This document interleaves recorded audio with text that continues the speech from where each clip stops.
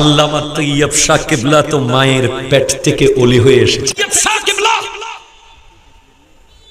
ছোটবেলায় কি বোঝাবো আপনাদেরকে, মাত্র 5 কিংবা 6 বছর বয়সে উনি ওনার বাবা সৈয়দ আহমদ শাহ সিরিকুটি रहमतुल्लाहि अलैहि के बोलছেন, बाबा आप नमाज में खुदा को देखते हैं, मुझे भी देखना है।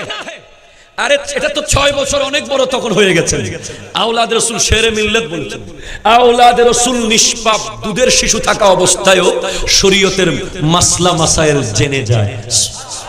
শাকিবলা যত হাজার হাজার মেহমান আসুক, ওনার একটা স্পেশাল কোয়ালিটি ছিল, উনি একটা মুস্কি হাসি দিতেন এবং উনি এমন ভাবে আল্লাহর কাছে চেয়ে নিয়েছিলেন, উনি হাসতেন একজনের দিকে তাকিয়ে, পেছনের জনেরও মনে হতো তার দিকে তাকিয়ে আছে।